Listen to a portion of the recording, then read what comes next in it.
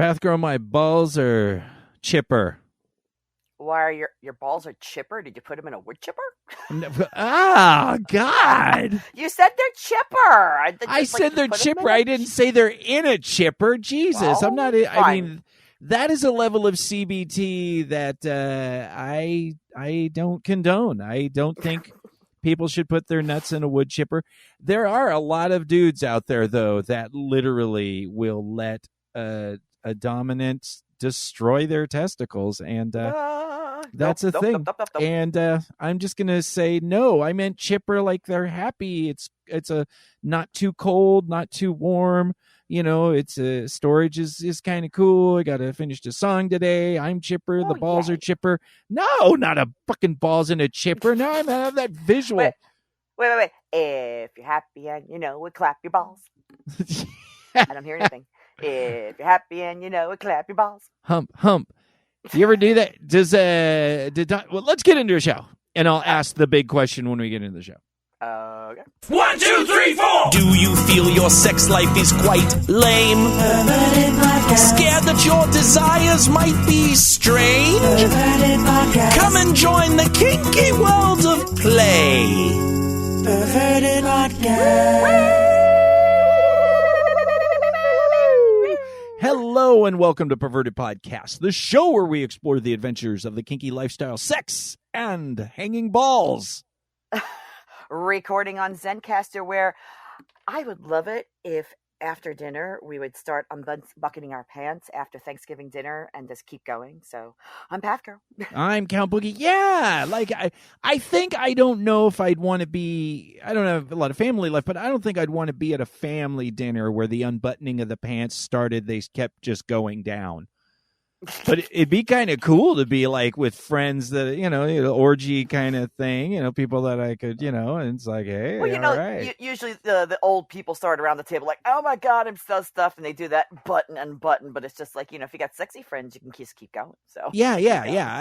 I think there should be a boundary on a certain level of sexiness because, I'm pretty sure, there's a lot of people that you wouldn't want to see continue to pull down your pants. But that is besides the point. Yes. As long as we're just going down this dark, horrible road for our Perverted Podcast listeners. By the way, if you're new to the show, this is pretty much what you get.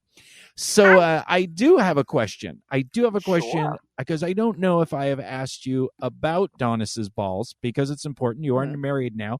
And are his balls long enough that they slap the clitori during doggy style? They wouldn't. Well, I mean, like you mean like under and around, right? Well, I mean, if you're doing doggy style, then the clitoris is down by where the balls would be. I'm if just there anatomically, just like So when he's having sex with you, do you get that slap against your junk? I mean, I feel the slap against my vagina, but I don't feel it against my clitoris. I mean, that's kind of far reach. Man, you got to have god balls like me to get that. I mean, I'll smack your titties with my nuts. That's I pretty much might feel a little awkward. You're like, why is there a soft kitten paw punching my left tit? I don't really understand what's going on here. And I'm just smiling. It'll wrap all the way. I'm sitting there and all of a sudden I feel like, bloop. Like, is the cat out of bed? No, but I mean, if the vagina and the hole and the things are set right, I've actually had a number of women say that I actually like that. That's a really good feeling. It's like, because there's a lot of women that like their vagina spanked, maybe not slapped hard, but there's a lot of women that like basic spanking on their vagina. And so if you've got the distance of nad to sac ratio. Nad to sac ratio. Oh man, I should have just stopped and asked you about your placing. I should have just gone. Yes. Let's get into that. You said you had a placing. I'm very excited to hear about it. Yes. Details. Finally. So we actually had our annual tribe trip up to the mountains about 2 weeks ago, and it was amazing. Had a nice, relaxing weekend with friends, and wine and martini service for Donis. And one of the reasons why we go up there, also, it's a huge house, and the downstairs has a huge basement, and we set that up as a play dungeon. So cool. The first night we were there, I got to watch some nice scenes with some of my friends, a nice rubber band scene. I need to try these rubber bands. I'm kind of a little afraid of them, but oh, really? You've never done rubber band stuff? No. It's the cheapest placing you can have next to a paint stick. Right, but it's also just the imagine, especially because like they're the really big like garbage bag rubber bands where you can pull them back really far and then let them go, and oh my god, the welts are amazing. Oh yeah. But the second night we were there, Donis and I were the only ones that were playing that night because pretty much everybody else had played the night before. And normally we have someone bring up a cross with us, and they didn't get a chance to bring that cross, so we kind of have a large staircase that I kind of have these door cuffs that I normally put over a door, but we put them to the staircase. So I was kind of like hanging my hands on the staircase. So it's kind of neat. That is cool. Yeah. Did a nice little warm up with our little paint stick, and what else did we use? Oh, the cheese paddle, that big old cheese paddle that he likes to whack both my cheeks with. Actually, he can hit both cheeks now because I've lost weight. But then he was hitting me in between. I have a little evil stick with a ghost on the end of it. It's got a little outline of a ghost, and it's made out of resin, and you could hit with it, or you could pull it back and thwack with it. But one of my favorite new toys is I think I've said it before. It's like this belt, but it's like all different triangles of leather, and there's metal studs in between, so you can wrap around people. Yeah. So he used that a little bit, but like then toward the end, I'm like, no, I want more of that belt, because it's just even though we normally say when you play with people, don't have your toys wrap around the sides because you can hit the front. Right. But if you know where you're hitting, like just across the thighs, or obviously like up around the boobs, the more meaty parts where you have a little room to work. It's just they're wrapping around my hips, and it's just like I could feel the marks he's leaving, where it's just I'm kind of looking down and I'm seeing the little imprints of like the arrows of the leather kind of going back and forth, and it was just it was so amazing. It was so neat. Donis and I have not played in a long time, just because between the wedding and getting ready for it and life in general, it's just like it was so nice to kind of just like, I mean, I wasn't on a cross, so I couldn't really melt into the cross, but just to kind of like let go and just release. And then just like, especially like I was bratting a lot. So, because our friends were there, and like, of course, every time I would brat, our friends like, hit her harder, just kind of egging him on. But yeah, it was just so nice to just let everything down and just let go and just let him just beat me with that belt and leave the nice little ghost imprints on my butt from the evil stick. And afterwards, like, he took my hands down from the staircase, and all of our friends, they were sitting on this big couch, and they kind of like shuffled out of the way and like, hey, we're going to give you guys the room so you can decompress. And just laying on that couch in his arms, and just kind of like never really hit subspace, but it was just that nice floaty, like, oh, this is so nice. And just him kind of like taking his finger and tracing the marks of the belts and the little triangles it left. Oh, it was so nice. Sexy. And especially the next day, I was like, look. I have badges of honor. That sounds like a wonderful scene. That's real cool. You're around good people needed. That you like, and yes. You can just kind of chill out and getting some couch time in there. But the big question for the listeners that have known you for long enough, yes, was there a cookie afterwards? Absolutely. Not only did I get one, I got two. Oh man, that's a good scene. He gave me one beforehand, and I'm like, I kind of looked at him. I'm like, I haven't earned the cookie yet. You're gonna pregame a cookie? Is that what I'm doing here? I'm gonna pregame cookies. I'm like, thank you. Thank you. I didn't earn it yet. So then he's like, okay, we'll save it for later. So then he went upstairs and he got me another cookie. So then I had two cookies afterwards. So yes, there was complete aftercare. Yeah, you got stereo cookies on both ends. Good place scene, man. That sounds great. Oh. See, once you get that time, it really does pay off, and I'm real happy for you. I think that's fantastic. Fantastic. Well, fuck, let's get into some shit. Yes. You might not be the asshole, baby, don't sweat it. We're gonna tweak your brain nipples and you won't regret it.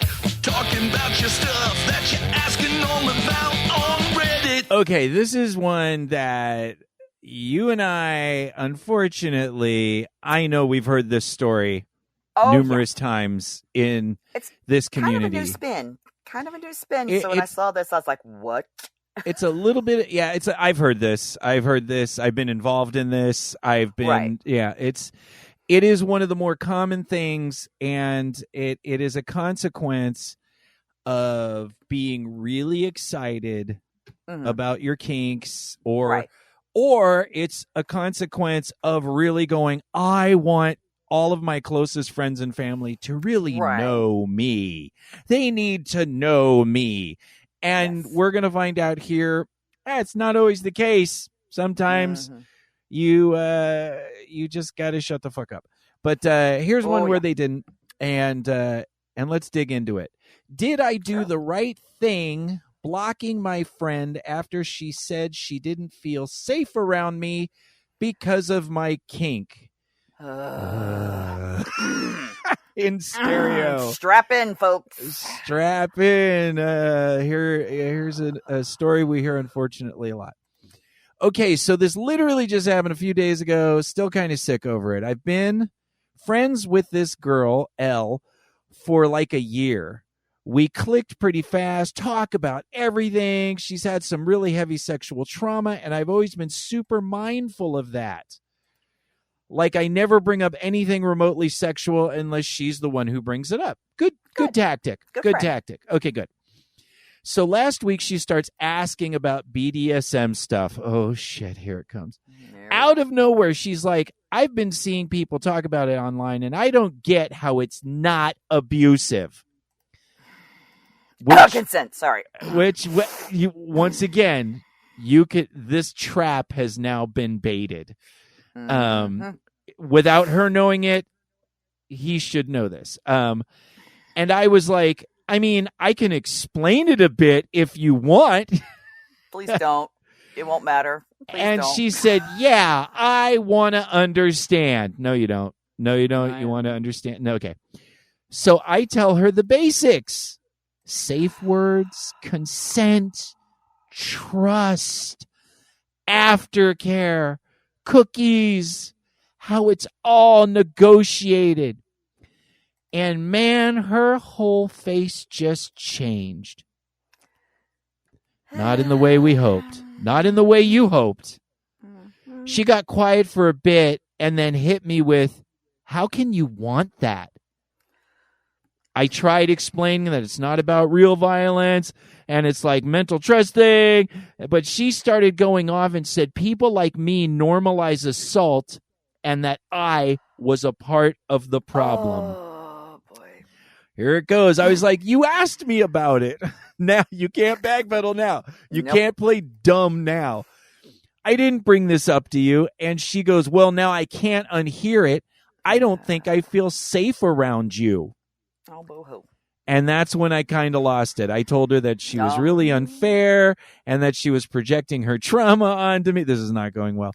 And treating me like some freak. And I've done nothing but respect her boundaries. She said I was being defensive and proving her point. We went in circles for a half an hour until I just gave up. As what else are you going to do? I sent her a short text after, like, I'm sorry this convo went the way it did, but I think we shouldn't talk anymore. Shit was fun while it lasted. Take care of yourself. Then I blocked her on everything. Yeah. And now I feel awful. Yeah. Like, I know she's got trauma and I don't want to be cruel, but also it really hurt to have someone I cared about turn around and basically act like I'm dangerous for something consensual and private that she literally pried out of me. Pride. She got up on that fucking couch and she got torture implements and she stuck shit in your dick hole and she pried it out of him. No. No, that's not what she did. No. I don't know. I keep going back and forth between I'm foreshadowing my opinions here. I keep going back and forth between feeling guilty and just mad. Like, yeah, she's triggered, but I didn't deserve to be treated like a threat over it. Which I don't argue. You don't deserve that. You don't deserve that. But here we see something that comes from a good place, an excited place, a trusting place. But the reality is that the opinions and core beliefs that people have about sexuality, what they've heard about BDSM, what they interpret about BDSM, abuse, trauma, all of those things, whatever is in them, you are not going to break that down in a casual 20-minute conversation. Nope. It's going to go bad. Yep. So go ahead and give me some of your thoughts, and then I'll dig in. And it's a sad topic that we wish wasn't the case, but it's incredibly common. You don't know who you know until they know what you know, and then shit goes. Yeah. This is a perfect example of nowadays where there are certain topics you can't talk about with friends. I can't talk politics with some of my friends. I can't talk about world events or whatever it is. Religion. Yeah. I can't talk about certain events or certain topics with friends of mine because I know it's a hot button for them and I value their friendship more than going around in circles with them for an hour trying to prove my point and them trying to, it's not worth it. Okay. Now, she did ask. She invited him into the conversation wearing, I want to know. She said, I want to understand this. Okay. Right. If she was a truly open person, she would listen to all the information that he was giving her because he sounds like he was giving her the proper information about consent and negotiation and safe words and all that. But she still chose not to take that information and say, wow, thanks for educating me, but I still have my opinion and leaving it at that. But no. I don't understand how you can do that to a person. Bitch, there's another person in that scene with him, and it's a woman. And that woman is saying, hi, would you please do these things to me consensually? Right. Okay. I've had people like this. I mean, especially when I was a swinger, I've had people that we used to hang out with, and when found out when my ex-husband and I were swingers, they stopped hanging out because obviously we can't be friends with another male and female couple and not want to hit on them and get them into bed. We can't just be friends and say, hey, let's have dinner, let's go out and whatever. We're automatically plotting behind them to get them into bed. That's our ultimate goal, right? Same thing with BDSM. Oh, because you beat women up consensually, you're a monster. No. I am so sorry that this happened to this guy, but honestly, he's better off without her because, and I understand what you were saying previously about like, there are people that get into the kink world and they find out about it and they get excited and they want to just tell everybody in the world, oh my God, I'm kinky. And like when their friends go, oh, what do you like to do? And or, oh, did you have a fun Saturday night? Yeah, I went to a party and I beat 3 girls up and they loved it. And I pissed this girl, whatever it is. And then your friends, like you realize that step where you shared too much and your friends have that 50-yard stare and it's like, okay, I just wanted to know if you saw the local movie or went to the sports game and just, it pisses me off that she took that reaction.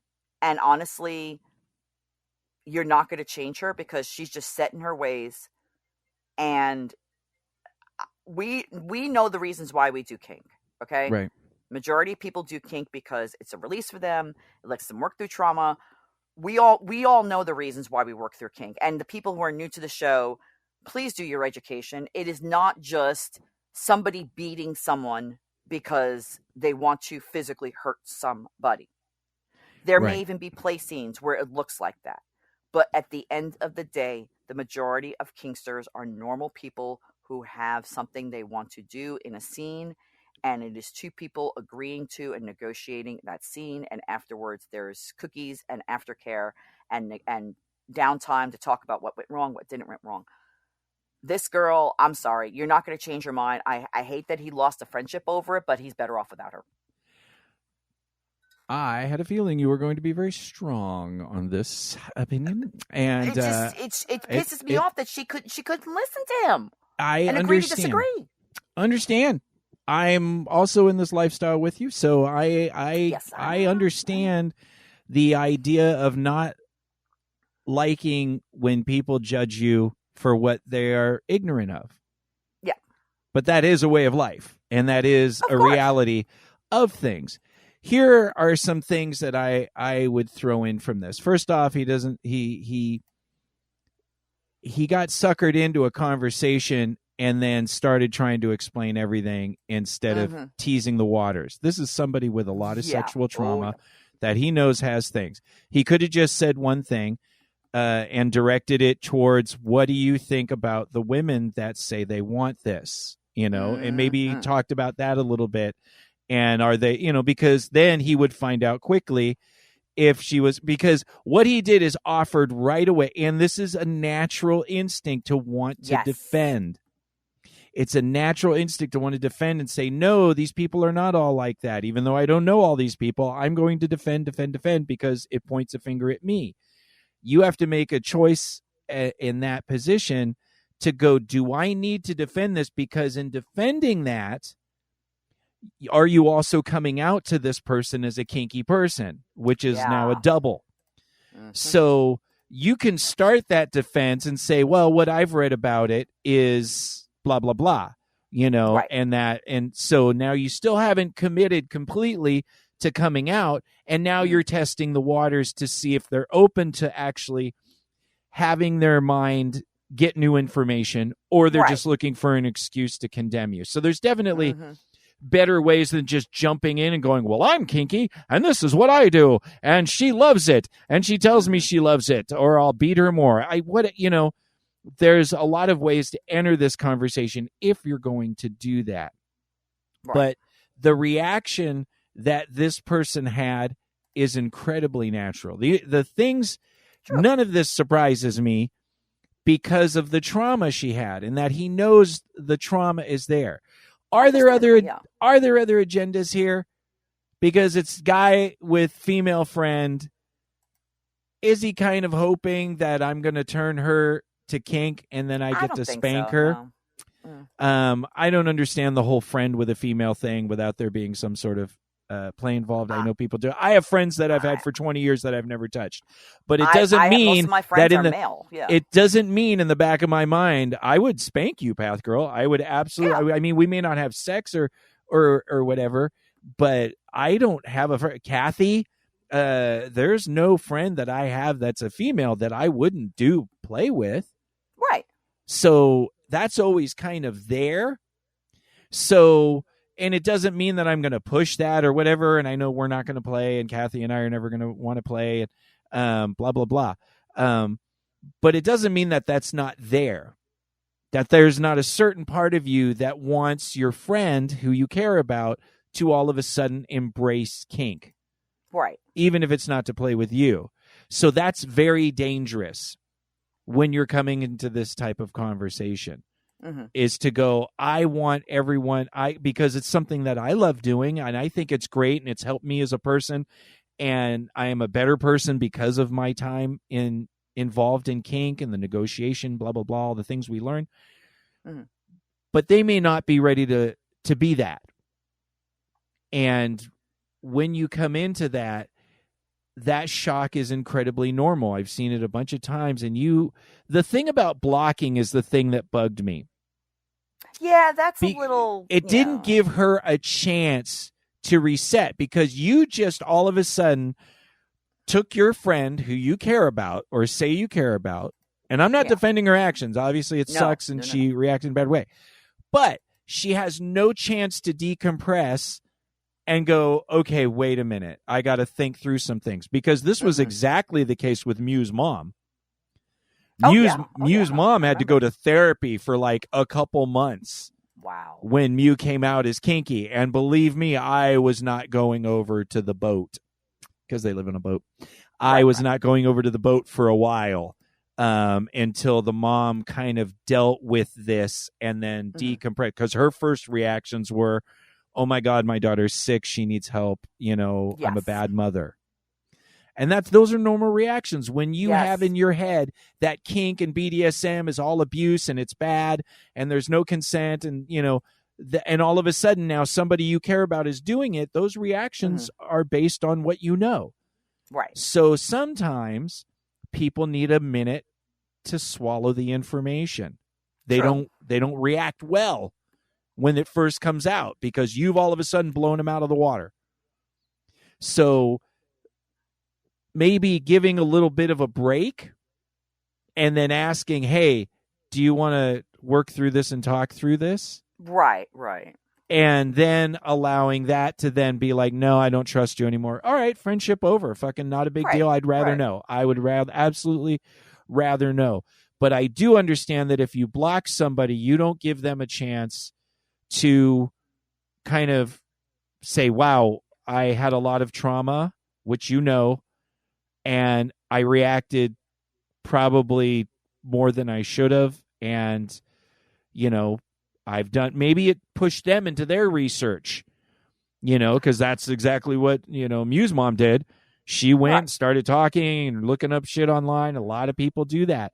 When they find out someone they care about is kinky, they want more information. But in the beginning, maybe, it's understandable that someone's going to freak out. So I think if someone's not harassing you, I'm not into this blocking culture crap anyway. Yeah. If someone's harassing you and you tell someone leave me alone and they don't leave you alone, fine. That's what blocking tools are for. Mm-hmm. But the whole idea that absolutism where you're like, this person offended me, this person hurt my feelings, you are now out of my life, there is no forgiveness, there's no chance for reconciliation, there's none, it's absolute. Like, dude, you've never done anything stupid or said anything bad or hurt anybody's feelings. People have bad reactions.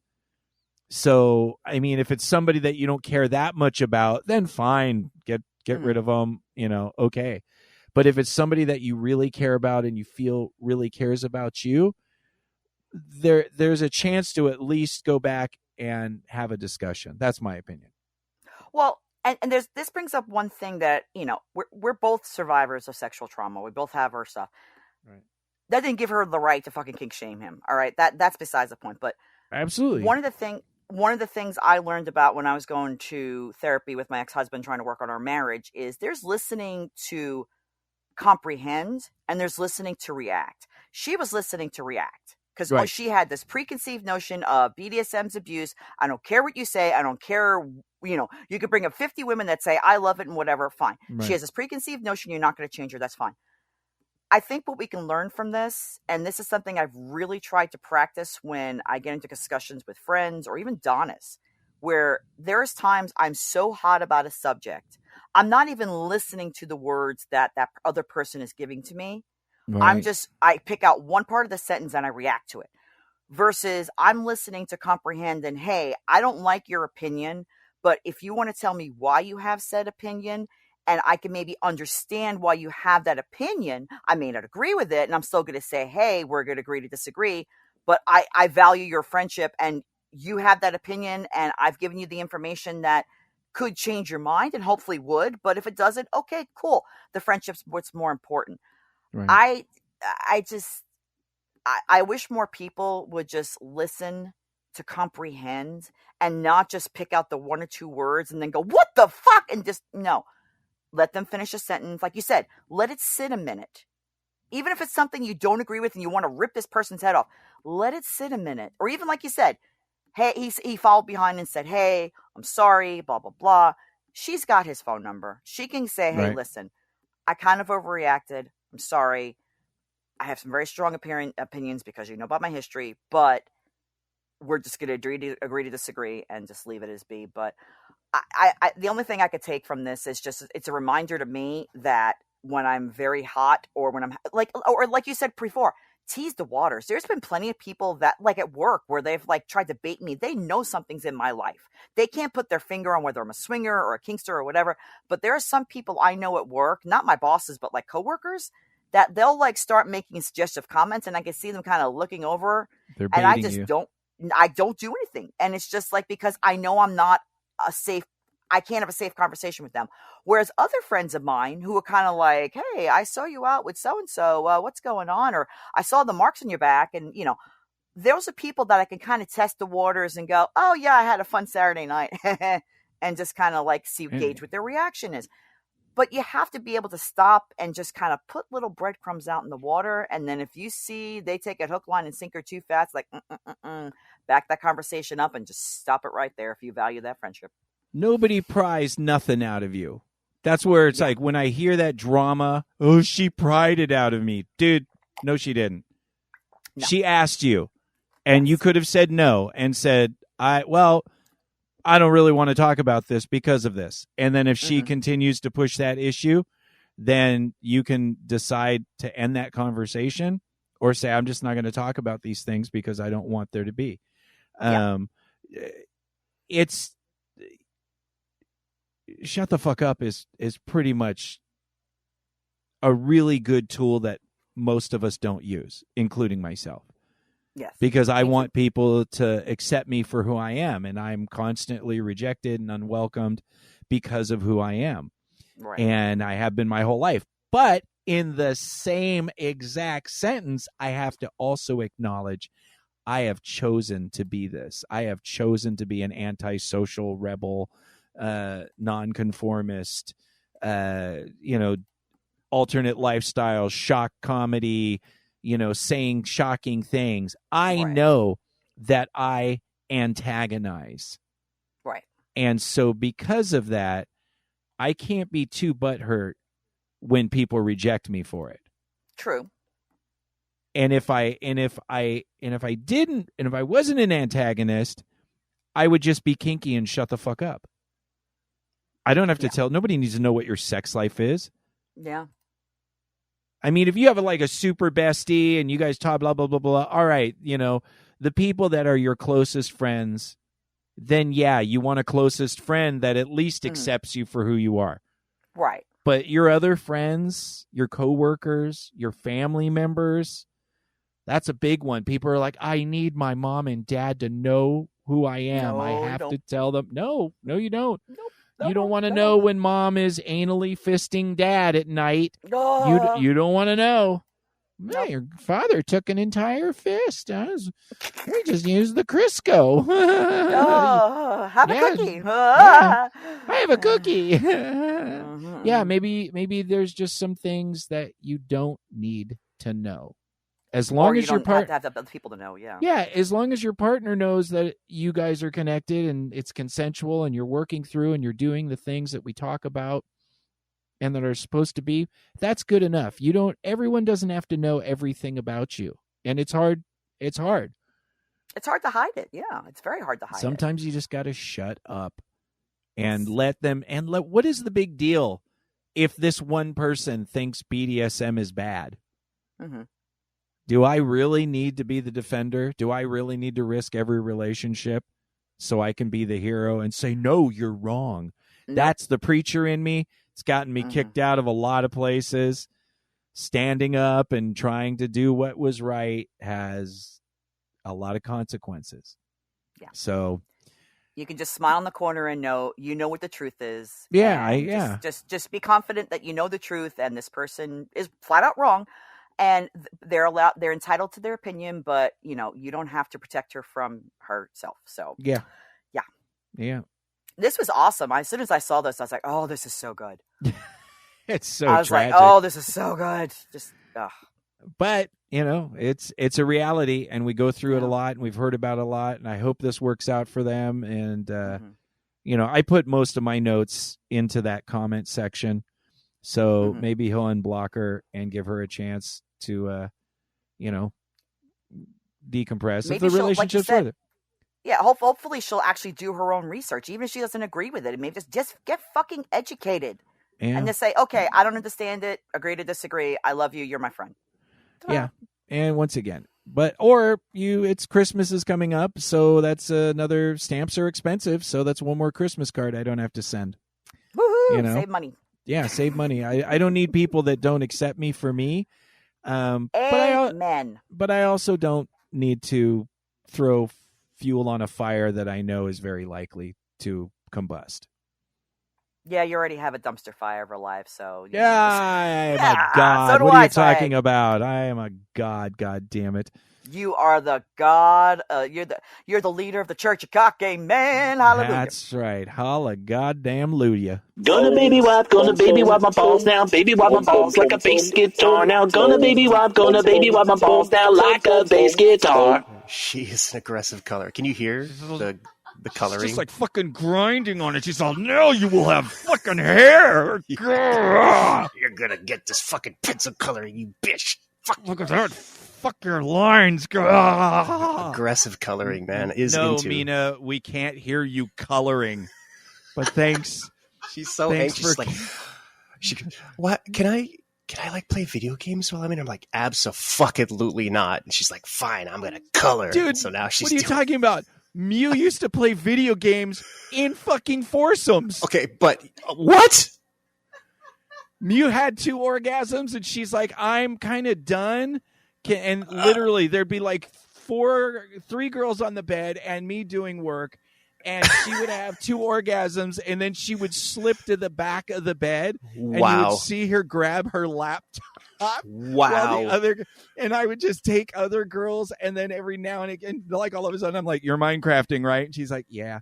And Oh my the bed's shaking, and she's just Boogie's grunted away, and she's like, yeah, watch out for that creeper.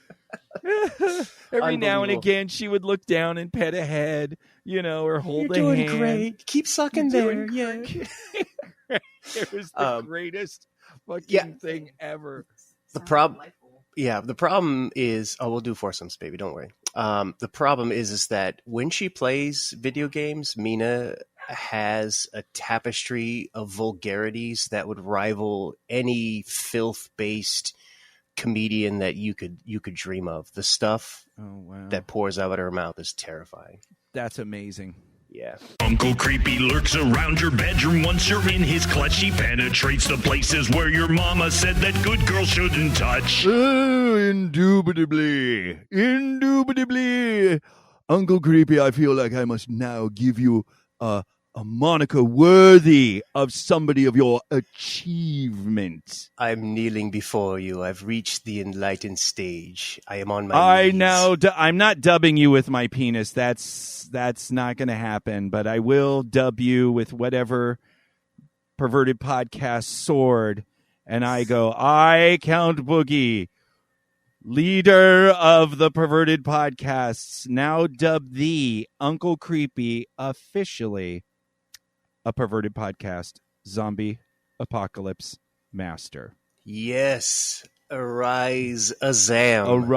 Arise and be of service to the lack of life that you now can boast. Yeah.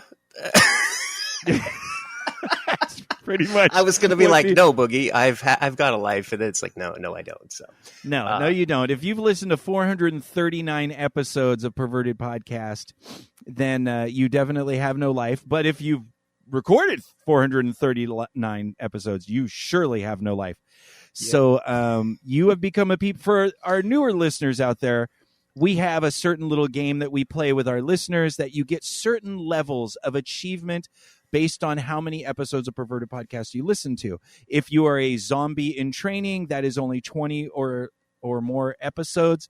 To become a PP zombie, a Perverted Podcast zombie, you have to listen to 50 episodes of Perverted Podcast. Yeah. But to achieve the level that Uncle Creepy and many, many, surprisingly many other PP listeners have achieved is you listen to every episode that is recorded on the main show to become a PP Zam or a Perverted Podcast zombie apocalypse master. Yeah, and I did it. You've done it. You have now. Why? I don't know. You're on the show, but you went back and started listening to episodes again. Yeah. So you want a little quick history? I think the first episode I saw in person was episode 11. The first episode I appeared in, was 97. That was my first talking episode.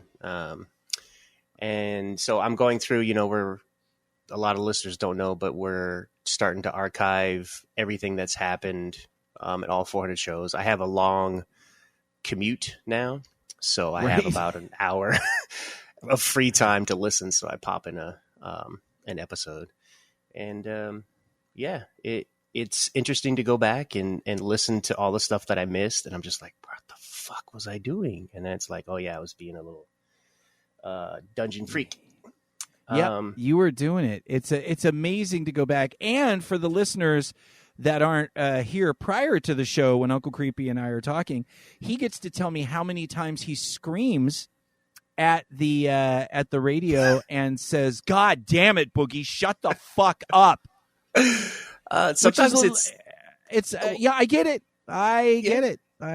Sometimes you're just like, Boogie, come on, you were just talking about vaginas, and then it's like, yeah, talking about stuff. Yeah, look, I understand, and we're gonna tighten it up. I promise. I will do. Well, so let's get it. Fuck, no more bullshitting. Yeah. Congratulations on being a Zam. Thank you. Let's get into some clown shit, because that's what the listeners care about. Yes. I'm going to dive right in. So we went to this new club nearby. We haven't been, but we've heard things about it. It took Mina. It was a late Halloween party, so I was like, well, fuck, can I dress up? And I messaged the host, and she goes, yeah, it's encouraged. So I was like, okay, I'm just going to wear a clown costume, and I don't care if I can't, if I scare people. So I go, and Mina dressed up with me. I told her I would do a scene, and, I've always wanted to do like really fucked up clown shit, and I've kind of delved into it, but Uncle Creepy started as a clown for some Perverted Podcast history. Uncle Creepy was a clown I did at a Halloween event in Long Beach, and it creeped a lot of people out. I had the name for a while, but the clown character came out from that. So basically, I strapped Mina to a spanking bench. I was going to use balloons to tie her down, but she's just, she's got a cute little dress on. So we did what I call the zap and poke. I got my electric wand, my little wand. My little Sharpie knife, and I just zapped her in the pussy a couple times. Hit her with some nunchucks that I had. I found out that those screaming rubber chickens that they have, the ones that just go, those caused a lot of laughter in the play space. And what's great about those is if you grab one side and hit in the middle where like the girth of the chicken is, you get a little sting from the feet. Or if you swing it from the feet, you get a little thud from the head. So it's like a multifunctioning tool. It's a good lesson. It's a good lesson for our listeners when you're discovering toys. Explore the whole toy. Just because it looks like it only goes this way, try other ways. And then now, look, you can do chicken classes now. Rubber chicken classes. I'm sorry. Continue. Actually, that will come up later. And one of the things that really got, and of course, I'm dressed as a fucking creepy clown, beating on this cute piece of ass, and it got a little crowd. I brought out my rubber duckies to watch. I also, I got these little chattering teeth that I put on her back for like some sensation play. But the best part is that every time I slapped her on the ass, they would go off. So she's just giggling super hard and enjoying the scene. And then a friend of mine, she made a balloon flogger. But it was pretty cool. Unfortunately, you can't wield a thing made of air heavily. Yeah, it's not going to... It's like almost no impact. There's like anti-impact play. But I'm swinging it like it's a 400-pound tree branch, and I'm just wailing on her. And I'm like, "Oh, you take that, you little slut." And she, of course, her being a smart-ass little brat, she's like, "Ow, oh my god, ow, you're so domly." I'm just like, "You little shit, fuck you." And I'm just wailing on her. People are just busting up laughing. So it worked for me because I really love performing. And it unlocked a new kink for Mina. She's like, I really liked that I couldn't see people watching, but I could hear them watching. Oh, is she blindfolded? She was blindfolded, yep, and facing away. Good. She was facing away towards the wall. I tried to move a mirror so she could see, but the fucking mirror was heavy. It was better. Yeah, it was better to not have that. Now then, if you can lean over, I know Mina's not going to talk today on the show, but I know she's around. Can you ask her if that humiliation, if it felt a little humiliating to have people watch and laugh at her? She says, no, it wasn't humiliating. It was. Oh, okay. Yeah, we were all laughing. Everyone was laughing. Okay. So they weren't laughing at her. They were laughing with her. Right. Oh, okay, cool. But we might touch on that later because they have a public Sibian that I want to talk to you about. Just a public one. Yeah, so it's hidden behind a one-way panel, so you can see everything that's going on, but all they see is their reflection. So it's something I want to touch on next time. I want to put her on it, and you can put the controller through, so she'll have no idea who's on it. So I want to get. Okay. So it's randomized. It's like a glory hole in reverse kind of thing, to where people are controlling the Sibian while she's on it. Correct. You can do that, or you can just hold it. They had a lot of stations where there were reverse glory holes, where it was like the check glory hole stuff. This dungeon was great. So wow, that sounds like a lot of fun. By the way, the check we call it the check porn because it's for women, and so whereas a glory hole has a hole that you put your dick through, this has a much bigger hole that they actually put the whole bottom part of the female through, so you can just walk up to this ass or vagina and go for fuck it. Yeah, just fuck it. If that's your kink. There was a lot of great scenes, but the Mina was fucking drenched the whole rest of the evening. So that was that's fantastic. I'm glad.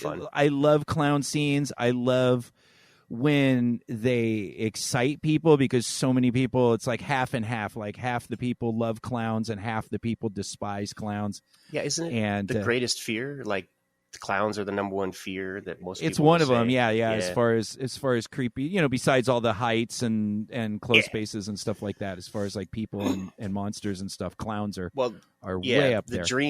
The dream is I have a scene called forced clowning, where like I grab you, drag you to a chair, tie you up with balloons, and fucking turn you into a clown while whipping and beating you and stuff. So nice. I had that planned. Yeah, I have it planned for the next dungeon visit, so hopefully it goes as well as it is in my head. I'm sure it'll be fun, a lot of fun, and glad to hear that you're getting good in that community. Glad you and Mina are having such a great time, and sounds like a great scene. It's opening her up in more ways than one, so I'm really. Oh, I hear what you did there. Yeah, going straight for the polar hole right after that. The polar hole. Threw in the polar hole, huh? Yeah. It's my new word for anal. It's my new word for anal because Uncle Creepy reminds me now that he has an AI that tells me how many times I say a word in an episode. Thank you. He's like, man, you do say anal a lot. And so I'm like, well, then I have to come up with another word. How about polar hole?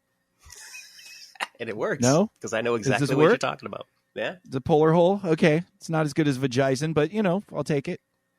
I mean, you get one good one in your lifetime, and vagizen is the one.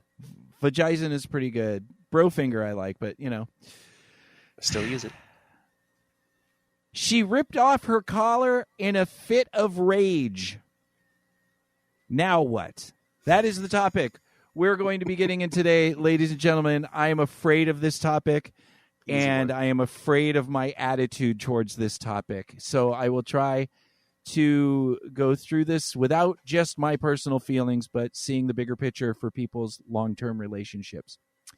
The guy writes in, he says, like everything else in life, this gets pretty nuanced and deeply layered, but I'll try to keep it brief. Male, gives some ages, they're middle-aged, kind of, whatever.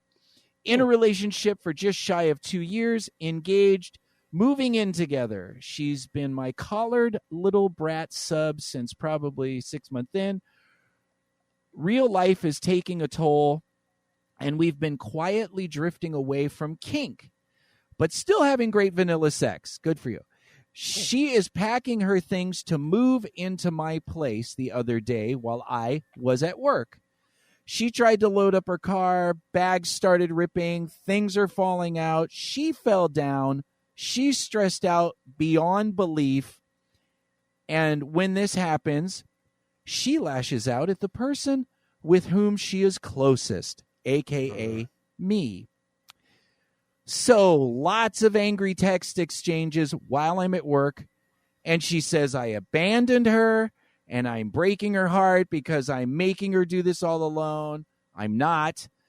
In a fit of rage, she ripped off her day collar, breaking the chain. She's taken it off before out of anger, but never broken it. The last time she did this, I told her that would be the last time she ever took off the collar. We're engaged. I love her. I don't want to end the relationship. I don't think I have to. She has mental health challenges to work on, like bipolar disorder. So do I, ADHD, depression. Here's the list. But what do I do now? I feel like I need to make her earn a new collar, but I'm not sure how. Suggestions? I have many. Let me start. Yeah. I'll start with this suggestion. Go ahead, Boogie. Don't stick your dick in cray-cray. A lesson that I'd wished I'd learned in my youth. It isn't gender specific. Ladies, don't let cray-cray stick his dick in you. Yeah, let's get all the dicks in all the crazy, and vice versa. Wow. I have so many feelings about this. I have. You want to start? I think I just did with a jingle, but this is way over the top stuff. Yeah. And this reaction is, once again, we don't know the whole thing. We weren't there. We aren't in this relationship. We don't know what he's telling us and not telling us.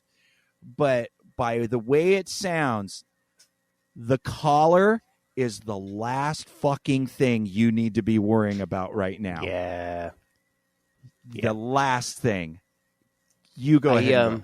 So I have a couple experiences with this. A old friend of mine had some problems with his wife at the time, who was his submissive. They were collared, but her collar was a ring.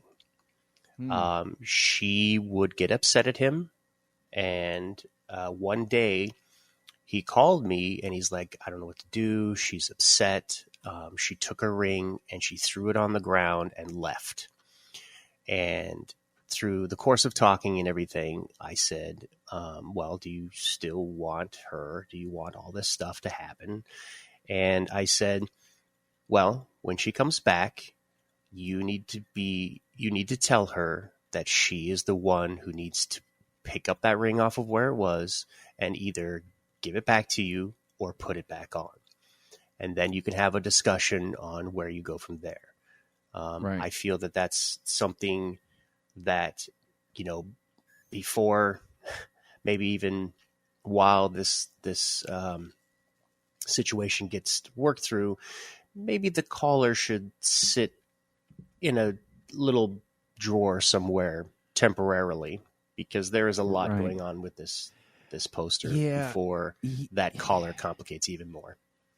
When you have extreme things like that, I mean, what she's doing is lashing out at a protocol. She's lashing out at a ritual. She's lashing out at something that's symbolic of commitment and those things. When that happens, it is no longer about the protocol, the commitment, the ritual. It is about the relationship. You have this guy has significant problems right now in this relationship where somebody is reacting from ripped bags and falling down, and then to literally shift gears and take no responsibility for your own stress and to completely lash out at someone while they're at work who obviously has no part in this. And then in an extreme fit, ripping off your collar. Fuck it, I don't want it. This this is a pile of issue that has to be dealt with.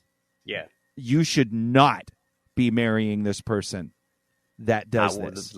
I would never be in it. Like, everyone has a bad day. You know, things can build up, and then there's an explosion, and blah, blah, blah, blah, blah. And then we can absolutely go through, you know, how do we get back to the ring or the collar or the product. But, dude, you are now in relationship hell. If this isn't dealt with, she's going to abuse you like this every time she has a fucking hard fart. And no fault of her own, probably, too. So well, and granted, you're understanding that, you know, we have our issues, we have our mental health issues. If you have bipolar or, you know, I'm the last person to talk about crazy. Yeah, what I like to say is mental health or mental problems are not, what is it? It's not your responsibility. It's not your fault, but it is your responsibility. Absolutely. And when your mental health issues are manifesting themselves at toxic behaviors towards other people that you supposedly care about, yeah, you should not be moving forward in glorious grand future plans until you deal with this, until this type of behavior, because it's, you know, he says she's done this before. Yeah, it's not a one-time she's thing. Moving in, so yeah, and now she's moving in, and he's put. Look, every time this guy's in total fucking denial. When you say dumb cliche shit like, well, you know, and when somebody gets angry, what do? They take it out on the person they love the most. That's bullshit. It's toxic. That's called bullshit. You are trying to normalize a toxic negative behavior by saying that's just what everyone does. No, it's not, dude. I've been in fucking 50 fucking relationships. That is not normal. It's happened. I've been in relationships where those things have happened. It does happen, but it's not normal, and it's not healthy, and it shouldn't be justified or just washed away as like, oh yeah, when you love somebody, you fucking treat them like shit. No, that's called denial. Well, you're in denial that there's a bigger problem here. I was in the same situation with my first wife. I didn't know that this wasn't normal. I thought it was just something that had to be worked through. And so I think I understand where he's coming from. I do have sympathy for him, but he needs to, with this seeking out, realize that this is not a normal behavior. This is not something that generally can be worked through without professional help on both ends. It surely sounds like, because it's like, dude, the guy lists himself as 38 years old. It's like, you've probably been in some relationships before, and if you seek out relationships, maybe you are. Okay, I'm being a little crazy. Maybe you are absolutely right. Maybe this guy has never been in a relationship, or the other thing is that this guy has enough issues to deal with, which he's also listed, that he has constantly sought out relationships that are toxic with people that have toxic episodes. He knows no better. And therefore, it's normal to him because that's the type of relationship he seeks out. But we're here to tell you, in my opinion, and my experience in relationships, is that most relationships do not have these types of blow-ups. If you are communicating, if you are working on your mental health goals together and individually. They're so rare, they're not like this. Yeah, it's not like this, and oh yeah, the last she's done this before, and once again, I don't know the situation. I'm taking what we read at face value, but the idea of building, and like you said, when you talked about bringing the collar back in and how to do it, absolutely there are ways to do this. When you say fuck you to that symbol, and that you're saying fuck you to the commitment, and you're saying fuck you to the person's authority, you're saying fuck you to many things. That's why that whole dramatic ripping off or throwing of the thing, or tearing off the wedding ring and throwing it in their face, or the engagement ring or whatever, that has a much deeper meaning than just being pissed off. That is somebody saying, fuck you, I don't want you, I don't want this. And that usually doesn't just happen because you drop some bags. Mm-hmm. There's other stress that's going on under this that you need to go back away from the bags ripping and whatever. And it may be this guy may just be the poster, so he's of course going to not say bad things about himself.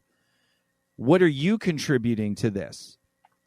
How did you make this? When you're not at work, are you being helpful? When you're not at work, are you being considerate to the fact that she stresses out easily and you're going to help her move her things? Or maybe instead of doing it while you work, it's something you do together. I don't know. Yeah, well, he gives a little hint. He says, I'm breaking her heart because I'm making her do this all alone. He says, I'm not. So I'm guessing that she gets a lot of stuff built up, and when it reaches a boiling point, she explodes. She just lashes out at anyone. Something very similar. This is pretty familiar to me. So yeah, I think the best way to handle this situation is to redefine your relationship with her. Like what do you want? Take that collar out of the equation because it's off. So right now she doesn't want it. So let's start all over again and get to the point to where you can put that collar back on and build, certain rituals and boundaries on it to where, all right, you can get upset and mad, but you can't take it out on this collar or me in a way that's unhealthy. And that comes down to boundaries and stuff like that. And I feel like he's got to. No, go ahead. Go ahead. I think it's definitely a situation where they need to recommunicate what exactly is going on, because with her moving in and doing all this stuff, and I know that sometimes you can't always be there for your partner. Example, when we moved to North Carolina, Mina got a really good job, moved out here, and it was like 6 months before I could leave. And, I was doing a lot of the packing, and Mina felt very bad about it, but I was like, it is what it is. We couldn't have moved out here unless you had that job. So it wasn't, it didn't actually even bother me. I liked it. It was fun. But she felt terrible about it. So I think maybe they're definitely not on the same level as being able to identify certain, stress traumas that could continue to make her build and build and build until, that explosion. So, yeah. And once again, if you're talking about these things as the stress continues, it's the same thing that, we've learned in, this lifestyle through this communication and negotiation. Don't wait until you're just about to freak out to call your safe word. Give me a hint prior to that you're uncomfortable, that something's going, we don't have to push ourselves to the point of explosion before we realize that there's a problem. You get hints. When you're stressed, when you're uncomfortable, when things are bothering you. And we avoid having that conversation because we're like, it'll get better. And, I should be strong, or whatever pre-programmed social bullshit we have in our head. And that's just poison.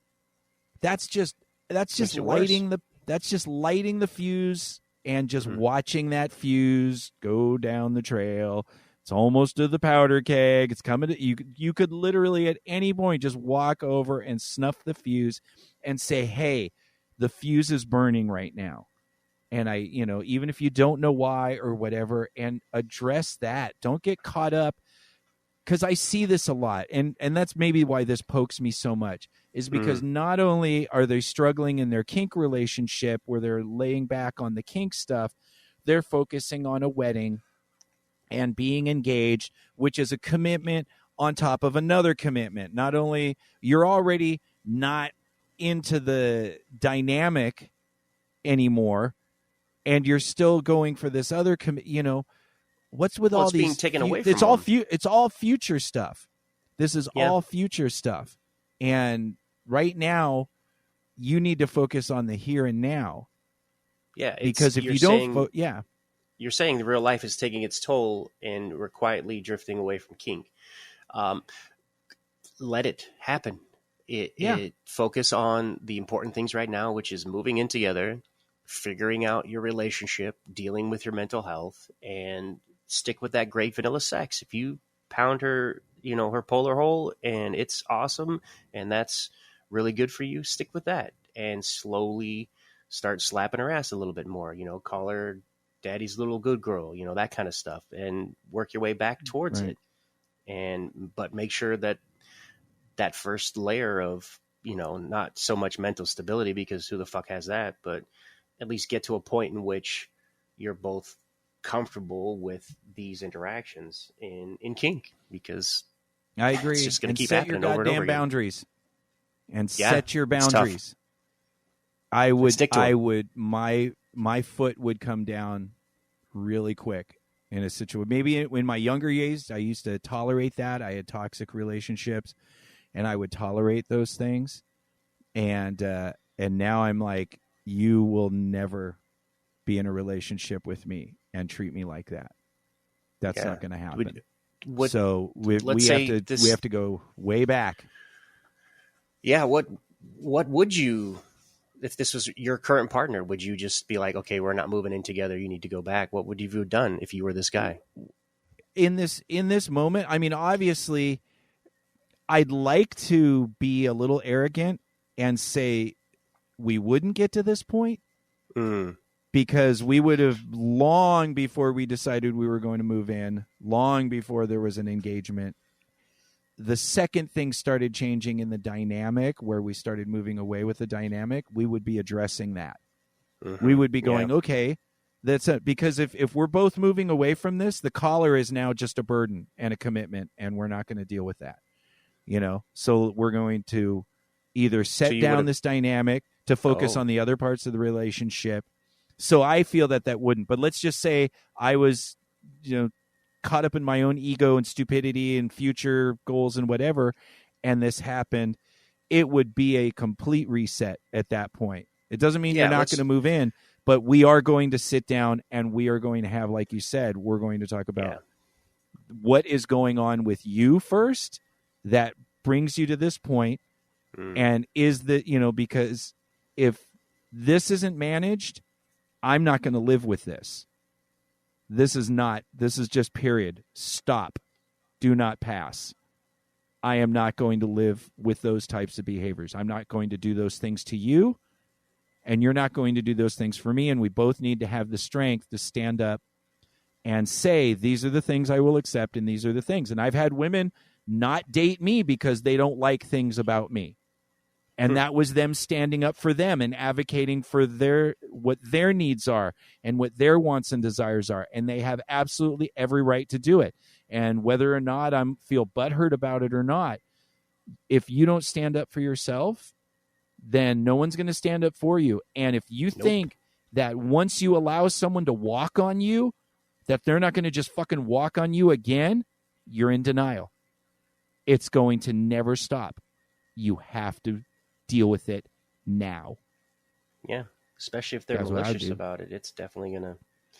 But interesting. There's no polar. There's no sex. There's no love. I am completely fine with being alone. I will not be abused. Anymore. Fuck yeah, dude. Motherfucker. Fucking bitch. Stupid people. I'm thinking about your word. I think we should call it South Polar Hole. South Polar Hole? It's too many words, man. Butthole. Yeah, I know. All right. Polar Anal. Hole, bro.